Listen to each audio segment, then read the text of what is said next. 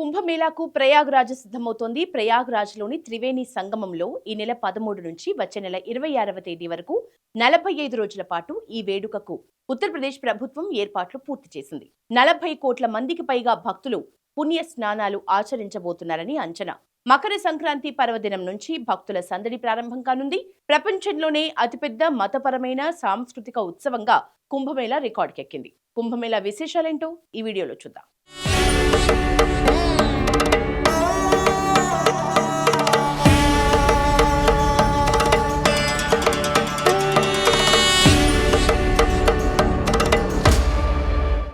కుంభమేళా ఎలా మొదలైంది?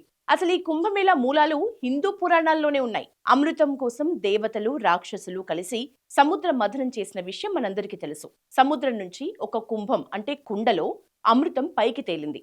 అమృతం రాక్షసుల చేతికి దక్కకూడదు అనే ఉద్దేశంతో మహావిష్ణువు ఆ కుంభాన్ని అంటే కుండని తన ఆధీనంలో ఉంచుకున్నారు. అసురులు అంటే రాక్షసులు ఆయన్ని దానికోసం వెంబడించారు. మహావిష్ణువు అమృత భాండంతో ముందుకు పరుగులు తీస్తూ ఉంటే కొన్ని అమృతం చుక్కలు 4 చోట్ల పడిపోయాయి. అవే ప్రయాగ్రాజ్, హరిద్వార్, ఉజ్జయిని, నాసిక్.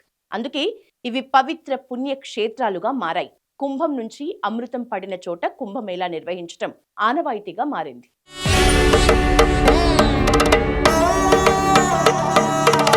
అయితే ఈసారి కుంభమేళా చాలా ప్రత్యేకమనే చెప్పాలి. దేశంలో కుంభమేళా 4 చోట్ల హరిద్వార్, ప్రయాగ్రాజ్, ఉజ్జయిని, నాసిక్ 4 ఏళ్లకోసారి ఈ 4 చోట్ల జరుగుతూ ఉంటుంది. ఆయా ప్రాంతాల్లోని పవిత్ర నదులు భక్తుల పుణ్య స్నానాలు ఆచరిస్తారు. తద్వారా పాప విముక్తి కలుగుతుందని విశ్వసిస్తారు. ఉత్తరాఖండ్లోని హరిద్వార్లో గంగా నది, మధ్యప్రదేశ్లోని ఉజ్జయినిలో క్షిప్రా నది, మహారాష్ట్రలోని నాసిక్లో గోదావరి నది, ఉత్తరప్రదేశ్లోని ప్రయాగ్రాజ్లో గంగా, యమున, సరస్వతి నదుల సంగమం ఉన్నాయి. సాధారణంగా కుంభమేళాను 4 ఏళ్లకొకసారి నిర్వహిస్తారు. ఈ ఏడాది యూపీలోని ప్రయాగ్రాజ్లో నిర్వహించే కుంభమేళాకు ఒక విశిష్టత ఉంది. ఇది 144 సంవత్సరాల తర్వాత జరగబోతున్న మహా కుంభమేళా. ఖగోళంలో నక్షత్రాలు, గ్రహ గతుల్లో ప్రత్యేక పరిణామాల వల్ల ఇలాంటి అరుదైన కుంభమేళా జరుగుతుంది అనేది పండితుల మాట. మొత్తంగా కుంభమేళాలు 4 రకాలు. కుంభమేళా ఇది 4 ఏళ్లకోసారి జరుగుతుంది. 2 అర్ధ కుంభమేళా, ఇది 6 ఏళ్లకొకసారి జరుగుతుంది. 3 పూర్ణ కుంభమేళా, ఇది 12 ఏళ్లకోసారి జరుగుతుంది. ఇక 4 మహా కుంభమేళా, ఇది 144 ఏళ్లకోసారి జరుగుతుంది. అంటే ఒక మనిషి తన జీవిత కాలంలో మహా కుంభమేళాను కేవలం ఒకసారి మాత్రమే చూడగలడు.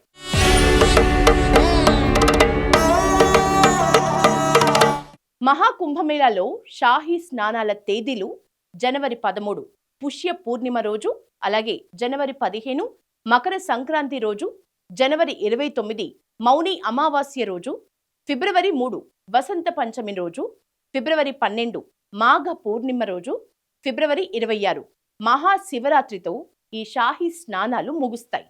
ఇక కుంభమేళాకు దాదాపు 40 కోట్ల మంది వస్తారని అంచనా. ఈ నేపథ్యంలో అధికారులు పెద్ద ఎత్తున ఏర్పాట్లలో నిమగ్నమయ్యారు. ఇక ఉత్తరాదిలో పలు రాష్ట్రాల్లో ఉష్ణోగ్రతలు దారుణంగా పడిపోయి మంచు దట్టంగా కురిసే సమయం ఇది. కుంభమేళా నిర్వహించనున్న ఉత్తరప్రదేశ్లోనూ ఇదే పరిస్థితి ఉంటుంది. దీంతో అధికారులు భక్తుల కోసం మరిన్ని ప్రత్యేక ఏర్పాట్లు చేస్తున్నారు. ప్రయాగ్రాజ్కు వచ్చే భక్తులు అక్కడి వాతావరణం గురించి తెలుసుకునేందుకు కూడా వాతావరణ శాఖ వెబ్సైట్లో ప్రత్యేక పేజీని పొందుపరిచింది. ఈ వెబ్సైట్ ద్వారా ప్రతి 15 నిమిషాలకు ఒకసారి వాతావరణంలో వచ్చే మార్పుల్ని తెలుసుకోవచ్చు. వాతావరణ మార్పులు తెలుసుకునేందుకే కుంభమేళా నిర్వహించే ప్రాంతాన్ని తాత్కాలిక జిల్లాగా ప్రకటించారు.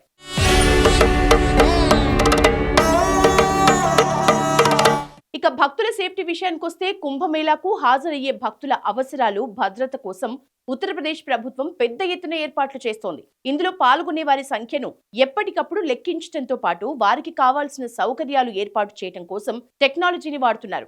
భక్తులకు తాత్కాలిక వసతిని కల్పించేందుకు 1.6 లక్షల టెంట్లు, 1.5 లక్షల టాయిలెట్స్ ఏర్పాటు చేస్తున్నారు. భద్రత కోసం పారామిలిటరీ బలగాలు సహా 50,000 మంది సిబ్బందిని ఆయా ప్రాంతాల్లో డ్యూటీ చేయబోతున్నారు. కుంభమేళాలో తొలిసారి AI చాట్బాట్ సేవల్ని అందుబాటులోకి తెచ్చారు. ఎలాంటి ప్రమాదాలు జరగకుండా రోబోటిక్ ఫైట్ టెండర్లని రంగంలోకి దించుతున్నారు.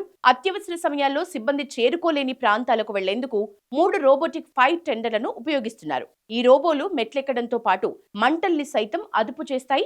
35 మీటర్ల ఎత్తు నుంచి నీటిని స్ప్రే చేసే ఆర్టిక్యులేటింగ్ వాటర్ టవర్లు, అత్యాధునిక సాంకేతిక పరిజ్ఞానంతో కూడిన కెమెరాలు, ఇందులో ఏర్పాటు చేశారు. అగ్నిమాపక సేవల కోసం గత కుంభమేళాకు 6 కోట్లు కేటాయించగా ప్రస్తుతం దాన్ని 67 కోట్లకు పెంచారు. గంగానదిలో భక్తులు ఎవరైనా మునిగిపోతే వెంటనే గుర్తించి డ్రైవర్లకు సమాచారం అందించడం కోసం అధికారులు ఈసారి అండర్ వాటర్ డ్రోన్ ని వాడుతున్నారు. ఇటీవల దాన్ని సక్సెస్ఫుల్ గా పరిష్కరించారు. ఇది నీటి అడుగున ఉన్న వస్తువుల్ని కూడా గుర్తించగలదు. ఎవరైనా నీళ్లలో మునిగిపోతే వెంటనే డైవర్ల సాయంతో ఆ ప్రాంతానికి చేరుకుని సహాయక చర్యల్ని ఇది అందిస్తుంది.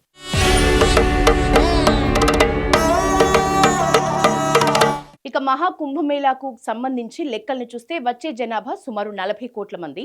అయితే దీనికి కేటాయించిన బడ్జెట్ యూపీ సర్కార్ 5,435 కోట్లు, కేంద్ర సర్కార్ 2,100 కోట్లు పెట్టుకుంటోంది. ఇంకా ఆదాయం విషయానికి వస్తే 2013లో 13,000 కోట్లు వచ్చాయి. 2019లో ఆదాయం 1.2 లక్షల కోట్లు వస్తే ఇక 2025కి 2 లక్షల కోట్లుగా అంచనా వేస్తున్నారు.